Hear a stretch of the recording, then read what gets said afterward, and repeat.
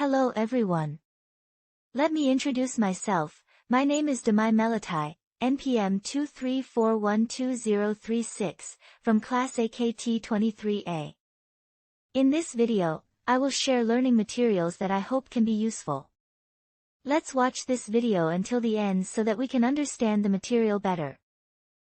Definition and purpose of Occupational Health and Safety, OHS. Occupational Health and Safety, OHS, refers to systematic efforts to create a safe and healthy work environment aimed at protecting workers from accidents and work-related illnesses.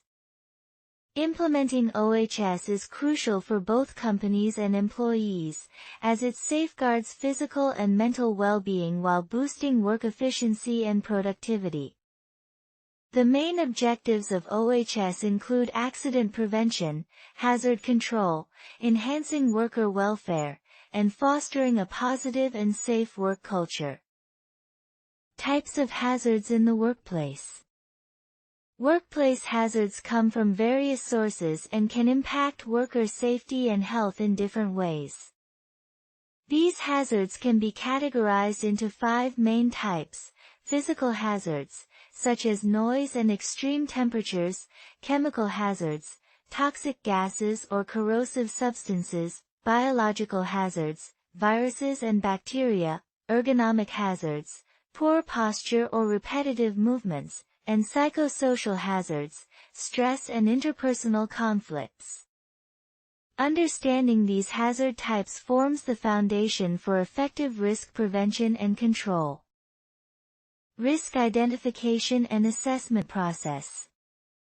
Risk identification and assessment are critical steps in OHS management. This process involves recognizing potential hazards, evaluating the likelihood and severity of their impact, and designing appropriate control measures. High-risk hazards should be promptly addressed to prevent injury or loss. Risk assessments are conducted regularly and adjusted as work conditions change. Conducting thorough risk assessments helps companies reduce incidents and create a safer workplace environment. Occupational health and safety laws and regulations. In many countries, including Indonesia, workplace safety is governed by laws and regulations binding all stakeholders. Key regulations include laws on occupational safety, government regulations on OHS management systems, and ministerial decrees specific to industries. Compliance with these laws is not only a legal obligation but also a social responsibility of companies to protect their workers. Understanding these legal frameworks helps companies avoid penalties and build safer workplaces. Occupational Health and Safety Management System, OHSMS. An Occupational Health and Safety Management System, OHSMS, is a structured and integrated approach to managing all aspects of workplace health and safety systematically and documented. It covers policies, planning, implementation, monitoring, and continuous improvement efforts. Implementing OHSMS helps companies identify hazards, apply preventive measures, and continuously enhance safety performance. It can also be aligned with international standards such as ISO 45001 to improve global competitiveness. Personal protective equipment, PPE, is essential gear worn by workers to protect themselves from specific workplace hazards. Types of PPE include helmets, safety glasses, masks, gloves, safety shoes, and body protectors. Proper PPE use is mandatory in high-risk environments like construction, laboratories, or welding areas. Employers are responsible for providing compliant PPE and ensuring workers understand how to use them correctly. PPE serves as the last line of defense when other controls cannot eliminate hazards. Emergency response and evacuation procedures. Every workplace must have clear and well-planned emergency response procedures to handle incidents like fires, earthquakes, or hazardous chemical leaks. These procedures include alarm systems, evacuation routes, assembly points, and regular training for workers.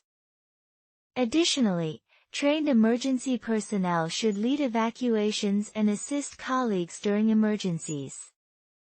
Regular evacuation drills help employees respond quickly and effectively in critical situations, minimizing risks and casualties. First aid at the workplace. First aid refers to the initial care provided to injured or ill workers before professional medical help arrives. It includes treatment for minor wounds, fainting, burns, and serious injuries. Workplaces must have well-stocked first aid kits and trained personnel. Basic first aid knowledge should be widespread among workers to enable quick responses during accidents. Having a robust first aid system can save lives and facilitate faster recovery. Fire prevention and control. Fire is a significant hazard in the workplace that can cause severe damage and injuries. Therefore, companies must have effective fire prevention and control measures in place. This includes installing fire extinguishers, smoke detectors, sprinkler systems, and providing fire extinguisher training. Employees should be educated about fire hazards and safe practices, such as avoiding smoking in prohibited areas and maintaining electrical wiring. Proactive fire prevention efforts reduce the chance of major fire incidents. Ergonomics and prevention of musculoskeletal injuries. Ergonomics involves designing work tasks and environments to fit the worker's capabilities and limitations to prevent injuries and improve comfort. Proper ergonomics includes correct sitting posture, appropriate desk height, use of lifting aids, and job rotation. Poor ergonomic practices may lead to musculoskeletal disorders such as back pain, neck stiffness, or carpal tunnel syndrome. Applying ergonomic principles not only reduces injury risks but also increases productivity by making workers more comfortable and efficient. Mental health in the workplace. Mental health is as important as physical health in occupational safety. Work-related pressures, conflicts, and unsupportive environments can lead to stress, anxiety, and depression.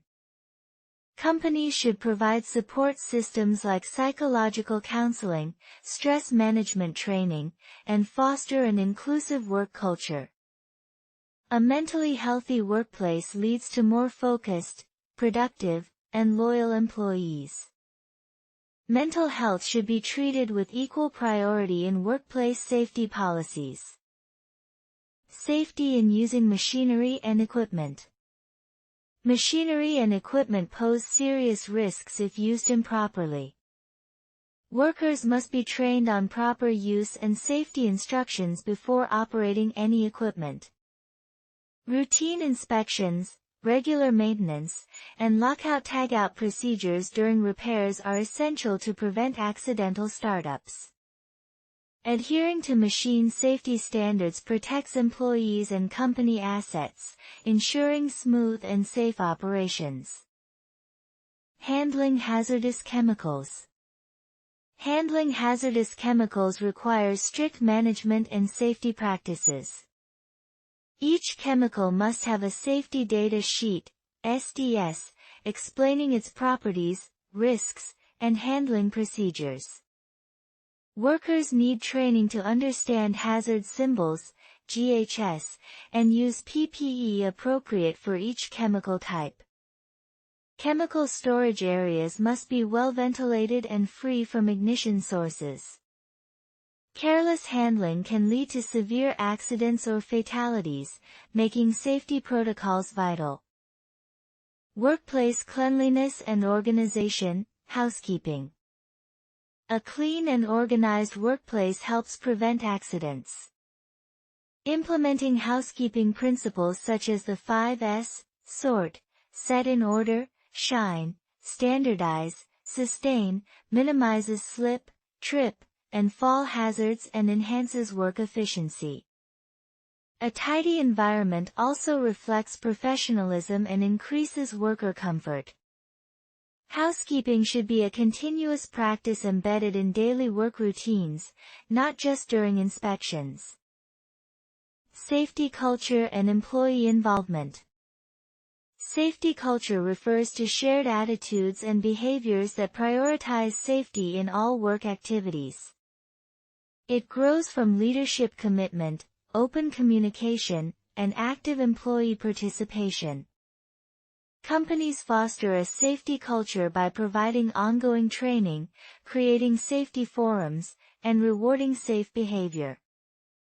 When safety becomes part of everyday habits, OHS implementation is more effective and sustainable, protecting both people and business interests.